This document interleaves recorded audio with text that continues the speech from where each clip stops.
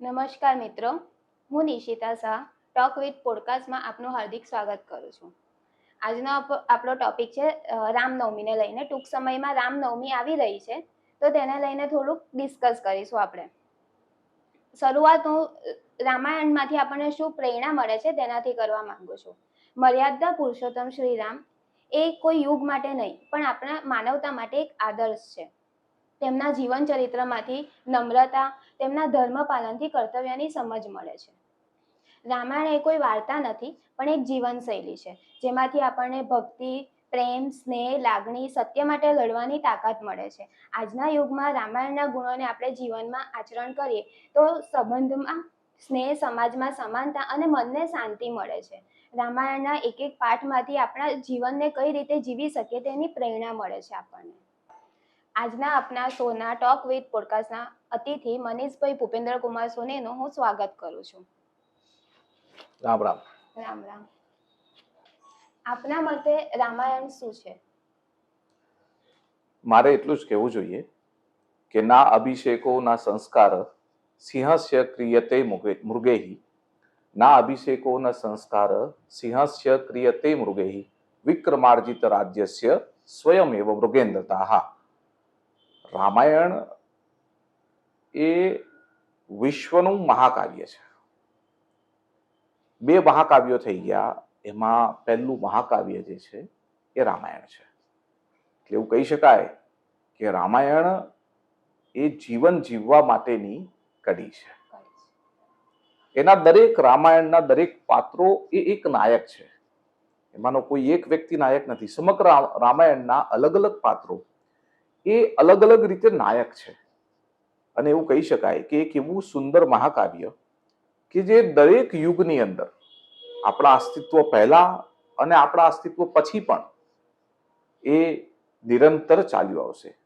એટલે હું એવી રીતે મૂલવું છું કે આપણા જે ગ્રંથો છે એ ગ્રંથોમાં સર્વશ્રેષ્ઠ ગ્રંથ કોઈ હોય તો સર્વશ્રેષ્ઠ ગ્રંથોમાંનો એક ગ્રંથ એ એટલે રામાયણ. ભગવાન રામનું જીવન ચરિત્ર એટલે રામાયણ. માતા સીતાનું ત્યાગ અને સમર્પણ એટલે રામાયણ. એક ભાઈ પ્રત્યેનો પ્રેમ અને સેવાકીય ભાવ એ એટલે રામાયણ. એક હનુમાનજીનું દાસત્વ એ એટલે રામાયણ. દરેક પાત્રો એવા છે કે જે દરેક પાત્રોની અંદર રામાયણ આજના આધુનિક સમયની અંદર આપણને એક જીવન જીવવા માટેની એક ઉર્જા પ્રદાન કરે છે. એટલે રામાયણ એ કોઈ ગ્રંથ નથી, એ એક વિચાર છે. જીવન જીવવા માટેનો એક વિચાર છે. ભગવાન શ્રી રામને મર્યાદા પુરુષોત્તમ શા માટે કહેવાય છે? એ પુરુષોમાં ઉત્તમ છે. આપણે કદાચ સાંભળ્યું હશે ભણતા હતા ત્યારે કે એક ઉત્ક્રાંતિવાદનો સિદ્ધાંત કોનો છે. હું તમને પૂછું તો તમે સરળ રીતે જવાબ આપો કે ઉત્ક્રાંતિવાદનો સિદ્ધાંત એટલે ડાર્વિનનો સિદ્ધાંત. 200 વર્ષ પહેલા જે ડાર્વિન થઈ ગયા એમને માનવના ઉત્ક્રાંતિવાદનો સિદ્ધાંત આપ્યો. પણ કદાચ જો મારે એવું કહેવું હોય કે આપણા જે ગ્રંથો છે એ ગ્રંથોની અંદર જ આપણને ધ્યાનમાં આવે છે, એ જાણવા મળે છે કે આપણી જે ઉત્પત્તિ છે એ ઉત્પત્તિ કેવી રીતે થઈ છે. તો સૌથી પહેલો જે જીવ અસ્તિત્વમાં આવ્યો એ હતું મત્સ્ય અવતાર. ભગવાનના જે પણ અવતારો છે એ અવતારોમાંનો પહેલો અવતાર એ મત્સ્ય અવતાર. એ શેમાં રહ્યો હતો? પાણીમાં. મીન જેને કહેવાય છે, માછલી. બીજો અવતાર તો જે પાણીમાં રહી શકે અને જમીન પર રહી શકે એવો કશ્યપ અવતાર, કાચબાનો અવતાર. ત્રીજો પાણીમાં પણ રહે, જમીનમાં પણ રહે અને કાદવમાં પણ જીવી શકે એવો એક અવતાર એટલે વરાહ અવતાર. તમને કદાચ જોયું હશે કે ભગવાન કૃષ્ણનો જન્મ થયો તો એ ગાય સાથે જયારે ક્રીડા કરતા હતા, ગાય સાથે જયારે રમતા હતા તો ગાયના શિંગડા ઉપર પણ ઘી લાગેલું હોય. ગાયના શિંગડાને અડકીને જયારે લીલાઓ કરતા ત્યારે ગાય એમને પકડી અને ઊંચી કરીને એમને ગોબર સુધી વાગે નહીં તો મૂકી દે. તો એક અવતાર જે છે એ અવતાર છે વરાહ અવતાર. એના પછી આપણે આગળ જઈએ તો નરસિંહ અવતાર. તમે જુઓ કે નરસિંહ એ પૂરા નર પણ નથી અને સિંહ પણ નથી. તો નરસિંહ એટલે અડધો નર, નરસિંહ અવતાર. એના પછી અવતાર આવ્યો એ વરાહ અવતાર કે જે વામન છે, નાના છે, ના, અને વામન થી વિરાટ સુધીની વાત કરી છે, તે વામન અવતાર છે. એના પછી અવતાર આવ્યો એ પરશુરામ અવતાર, કે જે માનવ તો છે પણ એ ક્રોધિત પણ છે, પોતાના પિતાના કહેવાથી માતાનો પણ શિરોચ્છેદ કરી નાખે છે, ક્રોધ જબરજસ્ત છે. અને એના પછી જે અવતાર આવ્યો એ મર્યાદા પુરુષોત્તમ ભગવાન શ્રી રામનો આવ્યો. તો એ રામ ભગવાનનો જે અવતાર આવ્યો એ પૂર્ણ પુરુષોત્તમ કહેવાયા, કે જેનામાં તમામ ગુણ છે, અને એમાંનો એક ગુણ છે સંયમ પણ. તો એ મર્યાદા પુરુષોત્તમ રામ છે. ને પછી ભગવાન કૃષ્ણનો અવતાર થયો, એની લીલાઓથી આપણે સૌ પરિચિત છીએ. પણ મર્યાદા પુરુષોત્તમ રામ એ મર્યાદા પુરુષોત્તમ કેમ કહેવાયા? તો મારે આપને જણાવવું છે કે જેને સમાજ માટે કામ કરવું છે, જે ઘરથી બહાર જઈને કામ કરી શકે છે, સમાજના સામાન્ય લોકો માટે કામ કરવું છે, એ એટલે ભગવાન રામ. આપણે એવું કહીએ છીએ કે જ્યારે એમને ખબર પડે છે કે એમને અભિષેક થવાનો છે, રાજ્યાભિષેક, અને તરત જ રાત્રે ખબર પડે છે, પિતાજી બોલાવીને કહે છે કે તમારે સવારે વન જવાનું છે. તો તમે જુઓ, એક પોઝિટિવ રીતે જ્યારે કૌશલ્યા માતા પાસે જાય છે, માતા પણ કેવી છે, કોઈ પણ ભગવાનથી કોઈ પણ મોટું હોય તો એ માતા છે. તો માતાની સાથે વાત કરે છે. માતા પૂછે છે કે બેટા શું થયું? તો રામચંદ્રજીએ જે પોઝિટિવની વાત કરી છે, વાત એવી છે કે પિતા દેહી મોહી કાન ન રાજુ, એટલે પિતાએ મને સમગ્ર જંગલનું સામ્રાજ્ય આપી દીધું છે, અને આવતીકાલે મારે જંગલમાં પ્રસ્થાન કરવાનું છે. તો એક હકારાત્મક ઉર્જાનો જો કોઈ અંશ હોય, ઉર્જાનો ભંડાર હોય, તો એ ભગવાન શ્રી રામ છે. અને જ્યારે એ અયોધ્યા છોડીને વનમાં જાય છે, તો એવું કહેવાય છે કે જ્યારે અયોધ્યામાં હતા ત્યારે યુવરાજ રામ હતા, પણ જ્યારે સરયુ નદીને પાર કરીને જ્યારે વનમાં જવાની શરૂઆત કરે છે, અને પછી 14 વર્ષ પછી પાછા આવે છે, તો એ યુવરાજ રામમાંથી મર્યાદા પુરુષોત્તમ શ્રી રામ કહેવાય છે. તો મનીષભાઈ, આજના આધુનિક યુગમાં પરિવાર માટે શું રામાયણ ખરેખર ઉપયોગી છે? હા, રામાયણ દરેક સમય માટે ઉપયોગી છે, દરેક પરિવાર માટે ઉપયોગી છે. આપણી ત્યાં ભારતમાં પરિવાર જે છે, એ પરિવાર એટલે શું? તો એક સાથે બેસીને ચર્ચા કરવી, ભોજન લેવું, એકબીજાની ચિંતા કરવી, એકબીજાની મદદ કરવી. પશ્ચિમની અંદર પરિવારની પદ્ધતિ નથી, એ અલગ છે. પણ જ્યારે ભારતની વાત કરીએ છીએ તો ભારતના ઉપલક્ષની અંદર પરિવાર એ આપણી ચેતનાનું કેન્દ્ર બિંદુ રહ્યું છે, અને પરિવારમાંથી જ આપણને બધી વસ્તુ શીખવા મળે છે. મેં એક કથા સાંભળી હતી. એ કથાની અંદર મેં એ પણ સાંભળ્યું હતું કે જ્યારે ભગવાન રામ પછી ભગવાન કૃષ્ણનો અવતાર થયો, ત્યારે કૃષ્ણને પણ માતા યશોદા પોતાના ખોળામાં ઊંઘાડતા ઊંઘાડતા એક વખત રામ ભગવાનની કથા કહે છે. અને એ કથા કહે છે, એમાં એ કહે છે કે એક રાજા હતા, એમના એક યુવરાજ હતા રામ, અને રામ આ પ્રકારે વનમાં ગયા પછી એક રાક્ષસ એમની સીતા, જે એમની પત્ની હોય છે, એમનું હરણ કરી જાય છે.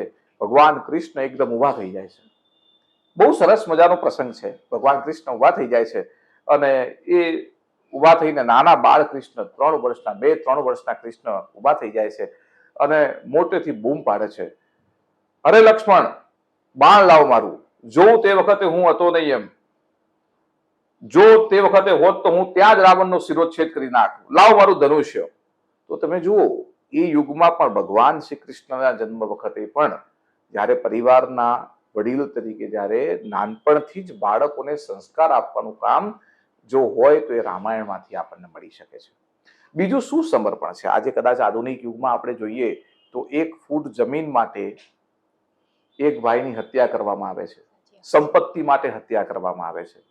જ્યારે શું છે રામાયણ? શું છે? જ્યારે રામાયણમાં ભગવાન રામ અને ભરતની વાત આવે તો ખબર પડે કે 14 વર્ષ સુધી અયોધ્યાનું વિશાળ અને મહાન સામ્રાજ્ય 2 ભાઈઓની વચ્ચે ફૂટબોલની જેમ રમાતું હતું. તો આ સંસ્કારની વાત છે.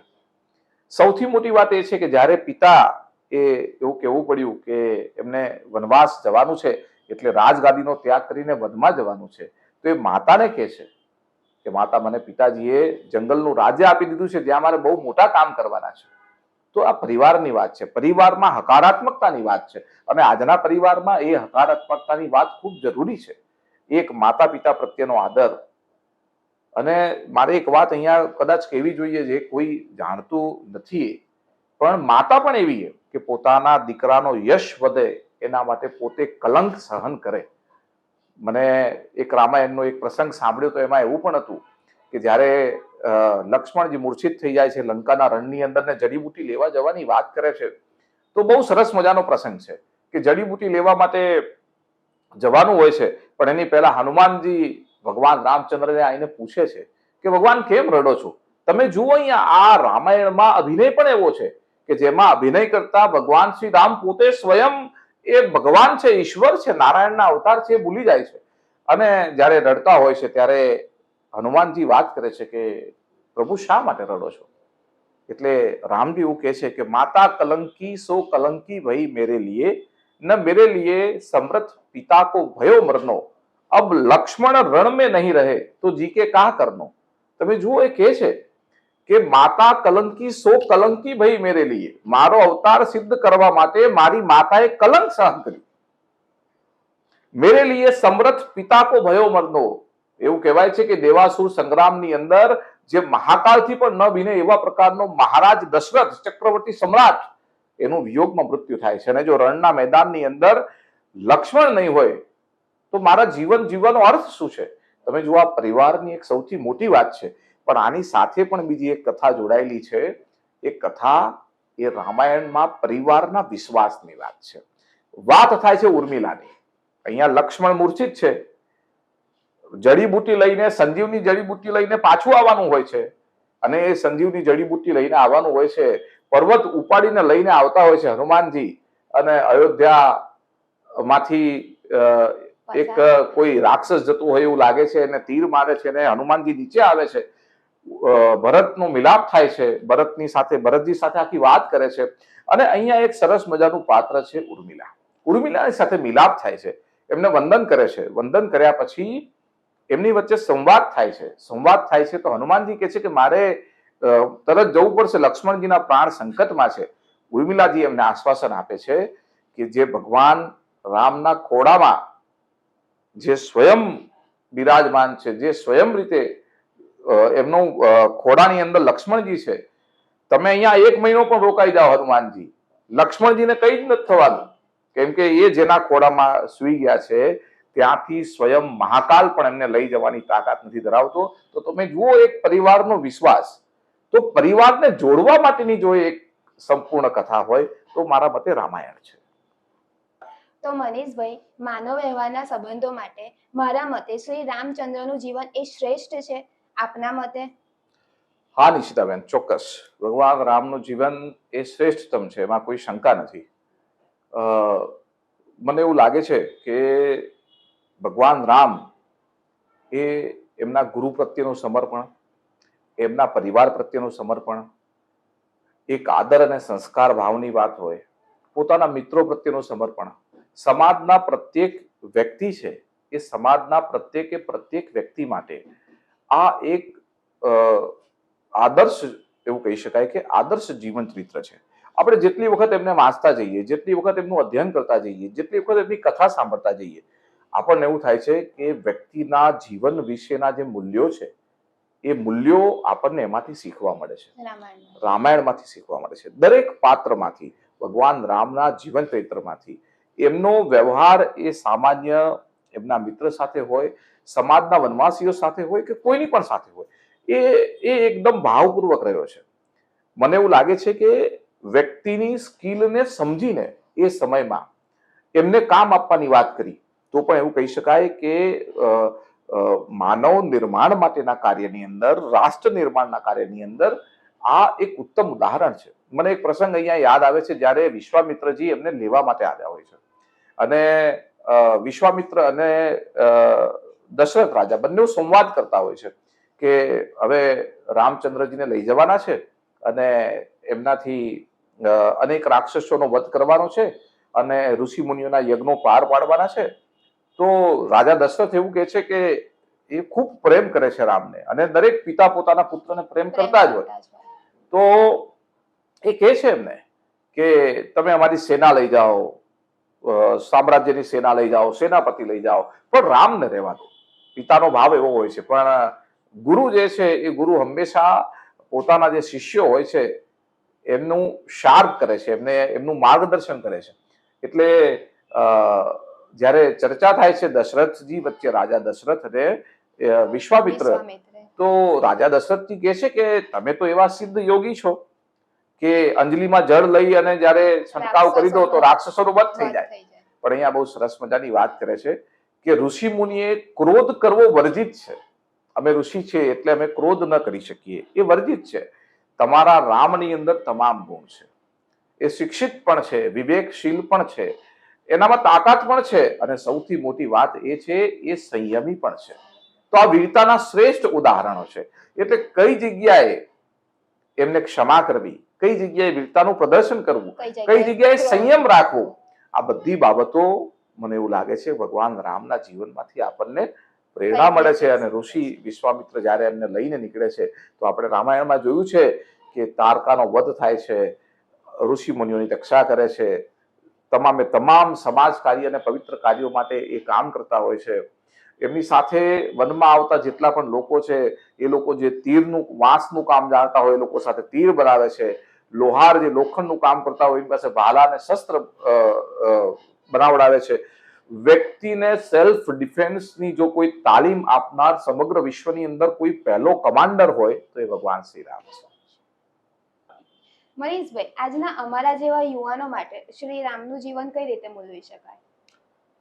યુવાન શબ્દને લઈને મને એવું લાગે છે કે એક પંક્તિ મને યાદ આવે છે કે જેની એક જ ચિનગારીથી સાગર પણ સળગે, સાગર પણ સળગે યુવાની કાળને બદલે, બાંધે એ આકાશને હિમાલયને ચૂર્ણ કરે, સ્થિર બનીને વીર બનીને મનસુબાએ પૂર્ણ કરે, ધરતી થર થર ધ્રુજે એના એક એક પગલે, એક એક પગલે યુવાની કાળને બદલે. યુવાન એ દેશ માટે તાકાતનો વિષય છે, શક્તિનો વિષય છે. અને મને એવું લાગે છે કે વિશ્વમાં જો સૌથી શક્તિશાળી જો કોઈ રાષ્ટ્ર હોય, કોઈ દેશ હોય તો એ ભારત છે. કેમ કે યુવાનોની સંખ્યા મોર ધેન છે, સૌથી વધારે છે. તો મને એવું લાગે છે કે આપણા યુવાન દેશ માટે રામ હંમેશા આદર્શ હોવા જોઈએ અને એમાંથી જ આપણને પ્રેરણા મેળવવી જોઈએ. એક સામાન્ય પરિવારની વાત હોય, મિત્રતાની વાત હોય, ભક્તિની વાત હોય, પોતાના વ્યક્તિઓને હકારાત્મક દિશામાં આગળ લઈને વધવાની વાત હોય, આ બધી બાબતોને લઈને ભગવાન રામનું જીવન એ આદર્શ છે. ભગવાન રામની જે કથા છે એ કથામાં કોઈ ચમત્કાર નથી. એમને કોઈ જગ્યાએ હાથ ઉપર કર્યો હોય ને કઈ બ્રહ્માંડ હાલી ગયો એવો કોઈ ચમત્કાર નથી. એમનું જીવન એ પુરુષાર્થ છે. તો આજે પણ આપણા યુવાનો એ બધાએ જો પુરુષાર્થ કરવાની જરૂર છે. સામાન્ય રીતે વર્તમાન પત્રોમાં અને બીજી જગ્યાએ જે ખબરો આવે છે એ ખબરો જોઈને ક્યારેક હૃદય વ્યથિત થાય છે. જેમાં 10મા ધોરણની પરીક્ષામાં કે 12મા ધોરણની પરીક્ષામાં નપાસ થતો કોઈ યુવક કે યુવતી હોય એ સુસાઇડ કરી લે છે, આત્મહત્યા કરી લે છે. જેને હજી જીવન ખબર નથી એ જીવનથી નાસીપાસ થઈ જાય છે. વ્યાજે બાબતો ફરતી હોય ને વ્યાજમાં પરિવાર ડૂબી ગયું હોય અને એને લઈને સમગ્ર પરિવાર એ આત્મહત્યા કરે છે. આજે જીવનમાં આવતી જે પણ સમસ્યાઓ છે, જે પણ સંઘર્ષ છે, એનું જો કોઈ નિવારણ હોય તો એ રામાયણમાં છે, ભગવાન શ્રી રામના જીવનના ચરિત્રમાં છે. એટલે મને એવું લાગે છે કે એ સંઘર્ષની ગાથા છે. ભગવાન રામનું જે જીવન છે આપ વાંચશો કે એનું અધ્યયન કરશો તો એ એક સંઘર્ષની ગાથા છે કે જેમાં કોઈ ચમત્કાર નથી. તમામ બાબતે સંઘર્ષ. મને એવું લાગે છે કે યુવરાજ રામમાંથી જ્યારે વનમાં જવાનું થયું તો એ હસતા હસતા ગયા છે. હસતા હસતા ગયા છે. એના પછી પણ એમને સામાન્ય લોકો સાથે પોતાનું સામાન્ય વસ્ત્રો પહેરીને, વલ્કલ પહેરીને જ્યારે એક યુવરાજ જાય છે તો સામાન્ય લોકો પણ એને એ જ રીતે સ્વીકારે છે. સમાનતાનો ભાવ કોઈએ આપ્યો હોય તો એમને આપ્યો છે, જે આજના યુવાનો માટે ખૂબ જરૂરી છે. જ્યારે ભારત જેવા દેશની અંદર કોઈ સ્થાન ઉપર જાતિપાતિની વાત હોય તો એમાં એક સાથે બેસીને નિષાદરાજ પણ એમનો મિત્ર હોય અને એક સાથે સુગ્રીવ પણ મિત્ર હોય. પ્રકૃતિની સાથે રહીને જીવન જીવવાની જો કળા હોય તો એ ભગવાન રામે શીખવાડી છે. તો મને એવું લાગે છે કે આપણને સંઘર્ષ કરવા માટેની, સંઘર્ષમાંથી બહાર આવવા માટેની જો કોઈ પ્રેરણા હોય તો એ ભગવાન શ્રી રામનું જીવન ચરિત્ર છે. એટલે મને એવું લાગે છે કે યુવાનો માટે ખૂબ ઉપયોગી છે, ખૂબ જરૂરી છે વાંચવું. એ માત્ર ને માત્ર કોઈ વાર્તા કે ધર્મગ્રંથ નથી, એ જીવન જીવવા માટેની એક મહત્વની પદ્ધતિ છે, ધ વે ઓફ લાઈફ છે. મારે એક નાનકડી વાત કેવી છે કે સમુદ્ર ઉપર સેતુનું નિર્માણ થવું એ કેટલી મોટી જબરજસ્ત બાબત છે કે જેને પ્રકૃતિ પણ સાથ આપે છે. તમે જોજો, જ્યારે તમે કોઈ સારો સંકલ્પ કરો તો એ સારા સંકલ્પને સિદ્ધ કરવા માટે ઈશ્વર તત્વ પણ તમારી સાથે જોડાઈ જાય છે. તો આ બધી બાબતોને લઈને સમુદ્ર ઉપર સેતુ બાંધવો તો એ પણ એક સંઘર્ષનું પરિણામ છે. સામાન્ય માનવીની જે કથા છે એ જ કથા ભગવાન રામ જીવ્યા છે. એટલે ઘણા વ્યક્તિઓએ પોતાના કથામાં એ પણ કહ્યું છે કે ભગવાન શ્રી રામે જે કર્યું છે ને એ આપણે કરવાનું છે, અને ભગવાન શ્રી કૃષ્ણએ જે કહ્યું છે ગીતામાં એ આપણે કરવાનું છે. એટલે સામાન્ય રીતે આપણે એવું જોઈએ છે કે જીવનના તમામ સંઘર્ષની અંદરથી જો બહાર આવવું હોય તો રામાયણ અને ભગવાન શ્રી રામનું જીવન ચરિત્ર એ ઉત્તમ છે. એકવાર વાંચવું જોઈએ. હા, ચોક્કસ. એક નહીં, અનેક વખત વાંચવું જોઈએ. મારો એક એવો અનુભવ છે કે તમે જ્યારે એનું એક એક પાન એક વખત વાંચીને ફરી વાંચશો ને તો ફરીથી તમને બીજી અલગ પ્રેરણા મળશે વાંચી. કંઈક અલગ જ શીખો. હા, એટલે મને એવું લાગે છે કે માત્ર ધર્મગ્રંથ રાખીને એનું પૂજન કરવાની જરૂર નથી. એનું પૂજન તો કરવું જોઈએ, કેમ કે અક્ષર એ બ્રહ્મ છે. પણ એ પૂજન કરવાની સાથે સાથે આપણે એને વિચારવું જોઈએ અત્યારની આપણી જે પરિસ્થિતિ છે એ પરિસ્થિતિને કેવી રીતે, પરિસ્થિતિના સંઘર્ષોમાંથી બહાર આવવું એ આપણને રામાયણ શીખવે છે. મનીષભાઈ, મને એવું લાગે છે કે શ્રી રામ એ મિત્રતાના પર્યાય હતા. આ વિષયમાં આપ શું કહી શકો? ક્યારે મિત્રતાની વ્યાખ્યા સાંભળી છે?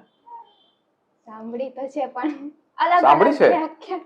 અચ્છા, તો એક ડેફિનેશન મેં કોલેજના 3જા વર્ષમાં છેલ્લા બેન્ચની એક પાટલી પર બેસીને બનાવી હતી. એ હું તમારી સામે પ્રસ્તુત કરું છું. મિત્રતા એ શું છે? What is friendship? તો મેં મારા અનુભવના આધારે એક વ્યાખ્યા બનાવી હતી. એ વ્યાખ્યા, ડેફિનેશન એ છે કે friendship is an unselfish love between two hearts. મિત્રતા એ બે હૃદય વચ્ચેનો નિસ્વાર્થ પ્રેમ છે. તો રામાયણ અને મિત્રતાની વાત કરીએ તો આપણને એમાંથી ઉત્તમ ઉદાહરણ મળે છે. મિત્ર કેવો હોવો જોઈએ? મિત્ર માટે શું કરવું જોઈએ? મિત્ર એ પરિસ્થિતિને આધીન હોય કે તમામ પરિસ્થિતિમાં કામ લાગે એ મિત્ર હોય? આવા ઘણા બધા અર્થો, ઘણી બધી બાબતો આપણા મનમાં થઈ શકે. પણ તમે જુઓ, એમની સાથે ભણતા અને વનની અંદર જ્યારે સરયુની સીમાની, અયોધ્યાની સીમાનું જે રક્ષણ કરતા નિષાદ રાજ છે, એ નિષાદ રાજ વિશેની એક વાત, એક પ્રસંગ હું તમારી સામે મૂકું છું. મેં કથામાં સાંભળ્યું છે મુજબ કે જ્યારે ભગવાન રામચંદ્રજી વનવાસ પૂરો કરીને જ્યારે પાછા આવે છે અને એમનો રાજ્યાભિષેક થવાનો હોય, તો એ રાજ્યાભિષેક વખતે ભરતજી એમને પૂછવા માટે જાય છે કે પ્રભુ શ્રી રામજી, આપણા તરફથી કોઈને ગેસ્ટ તરીકે બોલાવવાના હોય તો આપ જણાવો તો અમે એમનું નામ લખી અને એમને આમંત્રણ પત્રિકા પહોંચાડીએ. એટલે ભગવાન રામે કહ્યું કે નહીં, એવું કોઈ છે નહીં. એ સૂઈ ગયા હોય છે. એકદમ રાત્રે જાગી જાય છે અને ભરતના કક્ષમાં જાય છે. ભરતજીને એવું કહે છે કે ભરત, બહુ મોટી ભૂલ થઈ જતી. ભરતજી કે શું થયું એકદમ? તો કે મારો એક મિત્ર છે અને એ મિત્રનું નામ છે નિષાદ રાજ, અને એને તો બોલાવવો જ પડશે, કેમ કે એ મારા મિત્રની સાથે સાથે મારો સહપાઠી પણ છે. જંગલની અંદર રહેતો એક સામાન્ય વ્યક્તિ નિષાદરાજ એમના મિત્ર તરીકે, તમને કદાચ નહીં ખબર હોય, પણ રામાયણની અંદર ભગવાન રામચંદ્રના રાજ્યાભિષેક વખતે કોઈ એક ઓફિશિયલ ગેસ્ટ હોય તો એ નિષાદરાજ હતા. એટલે પોતાનો મિત્ર એ સાધન સંપન્ન હોય એવું જરૂરી નથી. આજના યુગ માટે મારે કદાચ યુવાનોને કહેવું હોય તો એ કહી શકાય કે મિત્રતા કરવી યોગ્ય છે, પણ એની સાથે સાથે મિત્ર તરીકેની આપણી ફરજો શું છે એ પણ જોવી જોઈએ. તો મિત્ર એને જ કહી શકાય કે જેનું તમારા હૃદયમાં સ્થાન હોય. એટલે મને એવું લાગે છે કે સામાન્ય વ્યક્તિ નિષાદ રાજ હતા, પણ નિષાદરાજ એ એકમાત્ર ઓફિશિયલ ગેસ્ટ હતા રામાયણમાં ભગવાન રામચંદ્રના રાજ્યાભિષેક વખતે. અને તમે રામાયણ વાંચશો તો તમને ધ્યાનમાં આવશે કે મિત્ર એમને કોને બનાવ્યા છે. સૌ પ્રથમ નિષાદરાજ એમના મિત્ર છે. એના પછી આગળ જતા સુગ્રીવ એ એમના મિત્ર બન્યા. એવું કહી શકાય છે કે સુગ્રીવ જે છે એ પ્રકૃતિના પ્રેમી હતા. એટલે એવું કહેવાય છે કે પ્રકૃતિના જે પણ તત્વો છે એને સાથે લઈને ચાલ્યા છે. તો એમના મિત્ર કોણ બન્યા?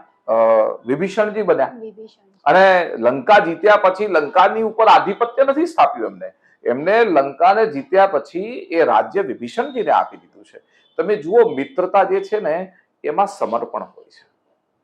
એટલે અહીંયા સ્પષ્ટ વાત છે કે બે હૃદય વચ્ચેનો નિસ્વાર્થ પ્રેમ એટલે મિત્રતા, જે આપણને ભગવાન રામચંદ્રજી અને નિષાદરાજમાંથી જોવા મળે છે. એટલે મિત્રતાનું ઉત્તમ ઉદાહરણ કોઈ હોય તો એ ભગવાન શ્રી રામચંદ્ર છે. મનીષભાઈ, રામાયણમાંથી આજની યુવા પેઢીને નેતૃત્વના ગુણ મળી શકે? હા, ચોક્કસ. નેતૃત્વ એટલે લીડરશિપ. એવું કહી શકાય કે ભારત એ વિશ્વગૃહ હતું. આપણે જેમ એવું કહી શકાય કે વચ્ચેનો સમય એવો રહ્યો 1947 પછીનો કે જેની અંદર બે મહાસત્તાઓનું પ્રભુત્વ રહ્યું સમગ્ર વિશ્વની ઉપર. એક તો લોકશાહી અમેરિકા અને બીજું સામ્યવાદી રશિયા. પણ એવું કહી શકાય છે, આપણે અત્યારે પણ માનીએ છીએ કે ભારત એ વિશ્વગુરુ છે. કેમ? તો કે સૌથી મોટો વિચાર જો કોઈ આપનાર દેશ હોય તો એ ભારત છે. તમે હમણાં જોયું હશે કે વિશ્વ કલ્યાણની ભાવના તો એ ભારત આપી શકે છે. તમે કોરોના સમયમાં પણ જોયું હશે કે ભારતે ફ્રી વેક્સિન સમગ્ર વિશ્વની અંદર આપી. તો વિશ્વ કલ્યાણનું એક ઉત્તમ ઉદાહરણ પૂરું પાડ્યું છે ભારતે. તો તમે અહીંયા જુઓ કે નેતૃત્વના ગુણો, લીડરશિપના ગુણો એ આપણને આપણા પૂર્વજો તરફથી, ભગવાન રામના જીવન ચરિત્રમાંથી આપણને મળી શકે છે. ચોક્કસ. મારે એક નાનકડો પ્રસંગ આ સમયમાં તમને કહેવો યોગ્ય રહેશે કે યુદ્ધની તૈયારી થઈ ગઈ હતી અને બંને સેનાઓ સામસામે હતી. લંકાના પટાંગણની અંદર વાનરોની સેના જે છે એ ભગવાન રામની સેના તરીકે હર હર મહાદેવના નાદ સાથે ઉભી હતી ત્યાં આગળ. બસ આવતીકાલે યુદ્ધ થવાનું નિશ્ચિત હતું અને ભગવાન શ્રી રામના મનમાં વિચાર આવે છે કે જો હજી પણ રાવણ સીતાજીને પાછો આપી દેતો હોય તો યુદ્ધ કરવાની કઈ જરૂર નથી. હવે અહીંયા વિભીષણજી અને સુગ્રીવજી આ બંને સ્ટ્રેટેજી નક્કી કરવા માટે આવે છે કે આવતીકાલે યુદ્ધ થવાનું છે, મહાકાય રાવણ સાથે યુદ્ધ થવાનું છે. અને અહીંયા રાવણ એટલે કોણ? આ રામાયણના પાત્રનો જે ખલનાયક છે એ પણ બહુ જબરજસ્ત છે કે એક એવું વ્યક્તિત્વ કે જે 4 વેદોનો જ્ઞાતા છે, પુલસ્ય કુળની અંદર જન્મેલો છે અને એવું કહેવાય છે કે 4 વેદ જેને કંઠસ્થ છે એવો પ્રકાંડ વિદ્વાન મહાદેવનો ઉપાસક એ એટલે રાવણ. એટલે બહુ જબરજસ્ત છે આ કથામાં એનો.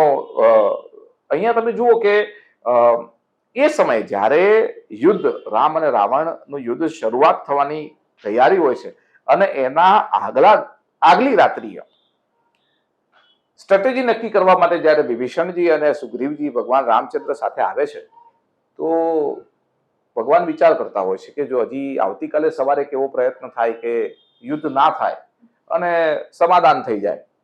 એટલે એ વિચાર કરે છે કે જ્યારે આવતીકાલે આપણે એક દૂત મોકલીશું અને દૂત મોકલીને એક શાંતિ માટેનો સંદેશો મોકલીશું કે જો હજી પણ એ સીતાજીને પરત કરી દેતા હોય તો નરસંહાર બચી જાય, યુદ્ધ ન કરવું પડે. તો નિશ્ચિતા અહીંયા બહુ સરસ મજાની એક વાત છે. એના માટે નક્કી કરે છે અંગદને. હવે તમે જુઓ, અંગદ એ પરમ બળવાન હોય છે અને એ બળવાનની સાથે એમને સિદ્ધિ પણ પ્રાપ્ત છે. તો અંગદને મોકલે છે. તમે જુઓ અહીંયા લીડરશિપના જે ક્વોલિટી છે એ ડેવલપ કેટલી શાર્પનેસથી કરે છે. અંગદને કહે છે કે તમારે જવાનું છે અને એકદમ આત્મવિશ્વાસ સાથે રાવણને કહેવાનું છે હવે જો સીતાજીએ પરત કરી દે તો આપણે યુદ્ધની જરૂર નથી. એટલે તમે જુઓ કે યુદ્ધના સમય એ પણ એટલા શાંત હોય છે કે આવતીકાલે યુદ્ધ ન થાય એના માટેનો એક પ્રયત્ન કરીશું. અને અહીંયા અંગદ જાય છે. અંગદ જાય છે અને પછી જ્યારે અંગદ અને રાવણનો જે સંવાદ થાય છે એક પ્રકાંડ વિદ્વાન છે, પરમ તેજસ્વી છે, દશાનંદ છે. અહીંયા આપણને એવું વાત કરવામાં આવે છે કે જયારે દશેરા હોય છે ત્યારે દશાનંદ એટલે 10 મસ્તક વાળું, હે ને? પણ અહીંયા એક બહુ મોટી વાત એ છે કે જયારે આપણે રામનવમીનો ઉત્સવ ઉજવવા જઈ રહ્યા છે તો આપણને એ પણ ધ્યાનમાં હોવું જોઈએ કે દશાનંદ એટલે 10 મસ્તિષ્ક બરાબર આઈક્યુ નો જેમાં પાવર છે એટલું આઈક્યુ છે એનામાં, એવો એટલે દશાનંદ. એના 10 માથા નથી, 10 મસ્તક નથી, પણ 10 મસ્તકો જેટલો આઈક્યુ એની પાસે છે. એ એટલે દશાનંદ. એની સાથે શાસ્ત્રાર્થ થાય છે, સંવાદ થાય છે. અંગદ એવું કહે છે કે મહારાજ હું દૂત છું ને મારા સ્વામી રામચંદ્રજીએ એવું કહ્યું છે કે જો હજી પણ યુદ્ધ ન થાય, જો આપ સીતાજીને પરત કરી દો તો. અચ્છા, અંગદ કોણ? અંગદ એટલે તમે જુઓ અહીંયા તૈયાર કરેલા નેતૃત્વનો એક યુવાન જ્યારે અંગદ જાય છે ત્યાં આગળ ત્યારે કે છે ઓહો ભૂલી ગયા તમે, હું બાલીનો પુત્ર, એ બાલી કે જેમને તમને કાખમાં દબાઈને 6 મહિના સુધી પરિભ્રમણ કર્યું હતું. અને અહીંયા રામ ના વખાણ કરે છે. આસન એ નથી આપતા ત્યારે આસન પર પણ અંગદજી બેસે છે અને અંગદનું મનોબળ એટલું જબરજસ્ત હાઈ કરે છે કે એવું કહેવાય છે કે એનું મોરલ તોડી નાખે છે. એ કહે છે કે તમારીને રામચંદ્રની બરોબરી ન થઈ શકે. રાવણ એવું વિચારે છે કે આવ્યો છે દુશ્મન પક્ષ તરફથી. અને હંમેશા તમે જુઓ આધુનિક રાવણ પણ એવા જ હોય છે કે તે વખતે જયારે એમને કહ્યું ઓહો એ ફગીર તપસ્વી રામ એ અમારું શું બગાડી લેવાનો છે.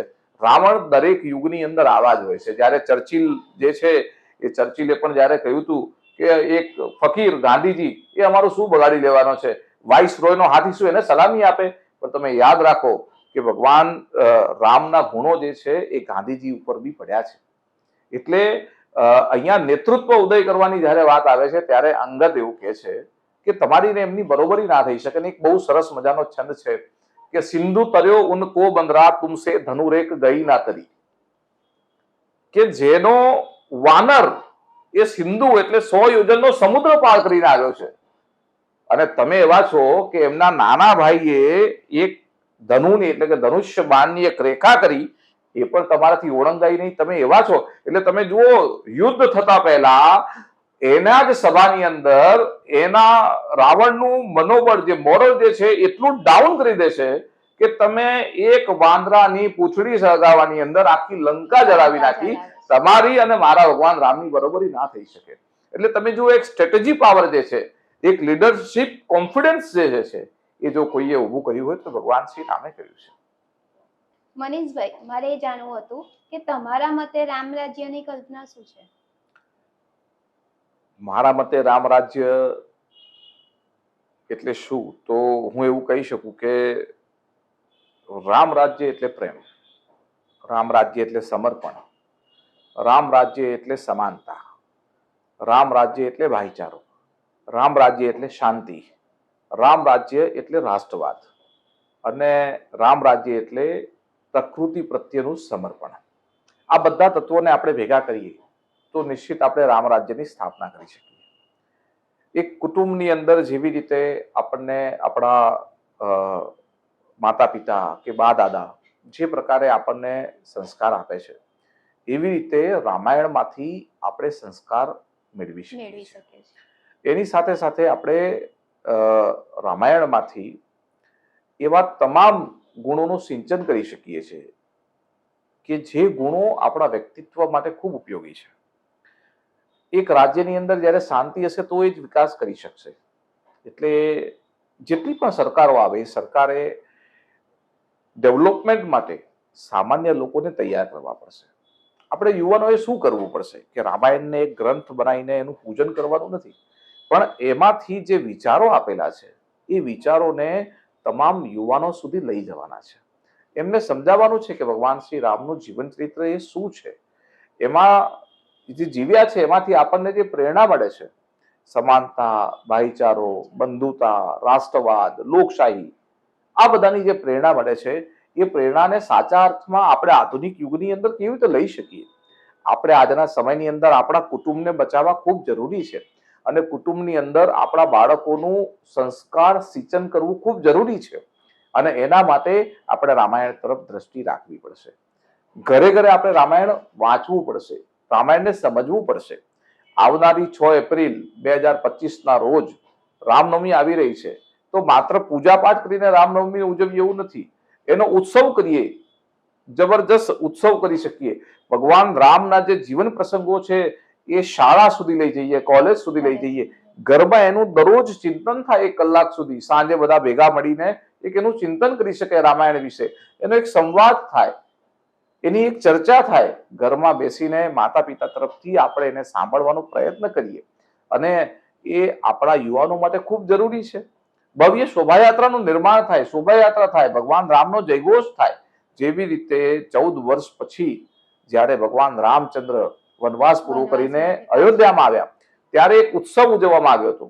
એ ભાવ છે આપણો ભગવાન પ્રત્યેનો, કે જે ભાવ આપણે પ્રદર્શિત કરવાનો છે, અને આપણે વિચાર દ્વારા પ્રદર્શિત કરવાનો છે કે ભગવાન, તમારો ઉત્સવ આવે છે, તમારો જે જન્મ છે એ જન્મને અમે વધાવીએ છીએ, અને એ જન્મ પછી જે રામાયણ આખું જે સર્જાયું છે, જે મહાકાવ્ય તરીકે આપણે બધાએ સ્વીકાર્યું છે, અને જેમાંથી આપણને જીવન જીવવાની પ્રેરણા મળે છે, તો એના તમામ અંશો જે છે, તમામ ઘટનાઓ છે, તમામ પ્રસંગો છે, એને આપણે આધુનિક રીતે એને જોડવા પડે, આધુનિક રીતે આપણે એને સમજવા પડે, આધુનિક રીતે આપણને વ્યવહારુ રીતે આપણને રામાયણ કેવી રીતે ઉપયોગી છે એ આપણે જોવું પડશે, જાણવું પડશે અને સમજવું પડશે. તો જ આપણે આવનારી જે રામનવમી છે એનો ઉત્સવ ભવ્ય રીતે ઉજવીએ છીએ એવું કહી શકીશું.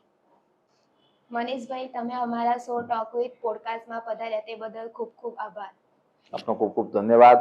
જય શ્રી રામ. જય શ્રી રામ. આપની ટીમે જે મહેનત કરી છે એ ખૂબ પ્રશંસનીય છે. ભગવાન રામથી આપની શરૂઆત થઈ છે, તો હું ભગવાન રામને પ્રાર્થના કરું છું કે આપનું અધ્યયન ખૂબ વધે, અને તમારા તમામ શો અલગ અલગ વિષયોને લઈને આવનારા સમયની અંદર ખૂબ જ પ્રતિષ્ઠા પ્રાપ્ત કરે, એવી આપની ટીમને હું અનેક ઘણી શુભકામનાઓ આપું છું. અને હું માનું છું કે મુશ્किलों से भाग जाना आसान होता है, हर पहलू जिंदगी का इम्तिहान होता है. मुश्किलों से भाग जाना आसान होता है, हर पहलू जिंदगी का इम्तिहान होता है. डरने वालों को कुछ नहीं मिलता जिंदगी में, लड़ने वालों के कदमों में सारा जहान होता है. आपने अनेक ઘણી શુભકામનાઓ. ધન્યવાદ. આવા અવનવા વિડીયો જોવા માટે અમારા social media platform talk with podcast સાથે જોડાયેલા રહો.